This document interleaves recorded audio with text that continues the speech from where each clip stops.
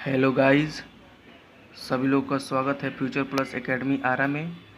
आज हम लोग डिस्कस करने वाले हैं ट्रिगोनोमेट्री, यानी ट्रिगोनोमेट्री जिसका अर्थ होता है त्रिकोणमिति। यह वर्ग 10 और चैप्टर 8 का क्वेश्चन है। दोस्तों, ट्रिगोनोमेट्री क्या होता है?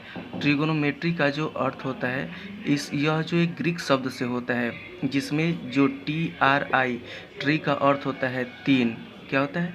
तीन होता है। और गौन गौन का मतलब होता है भुजा, GON। गौन मीन्स होता है भुजा, जिसको हम लोग साइड कहेंगे। यानी ट्री का मतलब हो गया आपका तीन और गौन का मतलब हो गया भुजा। और उसके बाद होता है मेट्रॉन, METRON, मेट्रॉन, जिसका अर्थ होता है माप। यानी तीन भुजाओं, जो तीन भुजा है उसमें जो उसका जो माप होता है वही हम लोगों को त्रिकोणमिति में पढ़ना होता है। अर्थात त्रिकोणमिति का अर्थ होता है कि त्रिकोणमिति एक ऐसे संबंध है, यानी जो त्रिभुज के भुजाओं के कोणों के बीच के संबंध का अध्ययन किया जाता है।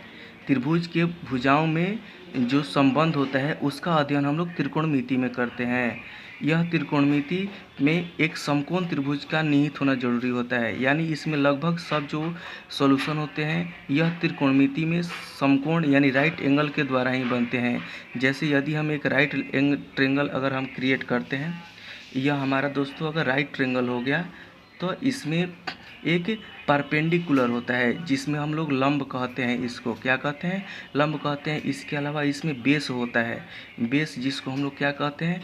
आधार कहते हैं। और एक होता है हाइपोटेनस, जिसको हम लोग क्या कहते हैं? कर्ण के नाम से जानते हैं, कर्ण। तो यह दोस्तों त्रिकोणमिति होता है। और इसके बाद अब हम लोग ये इंट्रोडक्शन के बाद हम लोग इसके सारे फार्मूलाओं पर चर्चा करेंगे।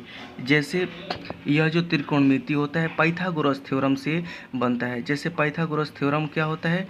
कर्ण जो होता है, कर्ण स्क्वायर बराबर होता है लंब स्क्वायर प्लस आधार स्क्वायर, लंब स्क्वायर प्लस आधार स्क्वायर। यही मुख्य बेस पर हमारा त्रिकोणमिति का स्टार्टिंग होता है, जिसमें हम लोग इसका अध्ययन करते हैं और त्रिभुज के भुजाओं के संबंध में अध्ययन करते हैं।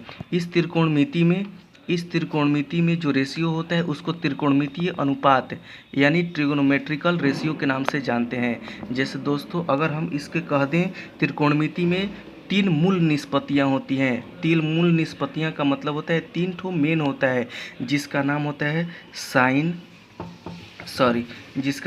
साइन थीटा, कॉस थीटा और टेन थीटा।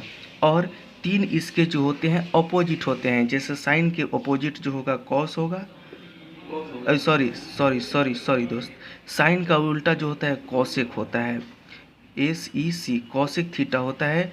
और कॉस का उल्टा जो होता है वह सेक थीटा होता है, सेक थीटा होता है। और टेन का जो अपोजिट होता है वह कॉट थीटा होता है। अब इन सब में हम लोग रेशियो अनुपात कैसे जानेंगे? तो रेशियो अनुपात निकालने के लिए दोस्त, इसका जो रेशियो अनुपात होता है साइन का, वह होता है P/H, यानी परपेंडिकुलर रेशियो हाइपोटेनस। और इसका अपोजिट अब हम ये कर सकते हैं, इसका अपोजिट हम लोग कर सकते हैं। जैसे कॉसेक जो हो जाएगा उसमें आपका हाइपोटेनस यानी H ऊपर चला जाता है और यह जो बेस होता है परपेंडिकुलर होता है वो नीचे चला आता है। उसी तरह से यह जो कॉस थीटा होता है उसमें बेस रेशियो क्या होता है? बेस रेशियो हाइपोटेनस होता है। अगर उसी को हम अपोजिट कर दें तो यह जो H होता है वह ऊपर चला जाता है और आपका जो P होता है वह नीचे आ जाता है। और इसके अलावा यदि हम टेन की बात करें तो यह P/B होता है, यानी परपेंडिकुलर रेशियो बेस होता है। और इसके बाद यह जो होता है कॉट थीटा, इसका अपोजिट हो जाएगा।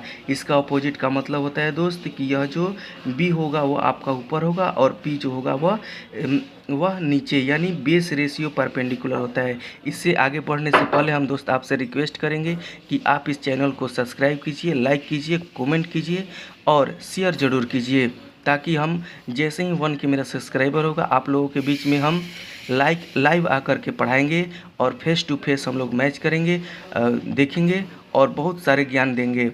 इस तरह से एक रिक्वेस्ट है दोस्त, आप यदि इस चैनल पर नए बन रहे हैं, जुड़ रहे हैं हमसे, तो आपको नए अपडेट मिलते रहेंगे। ठीक है। तो ये दोस्त रेशियो होता है जिसका संबंध हम लोग जानते हैं। ठीक है। अब इसके बाद अनेक फार्मूला जो होते हैं, इस ट्रिग्नोमेट्री में लगभग बहुत सारे फार्मूला है जिसको हम लोग को साबित करना होगा, प्रूव करना होगा, देखना होगा। तो मिलते हैं नेक्स्ट वीडियो में, तब तक के लिए थैंक यू, धन्यवाद।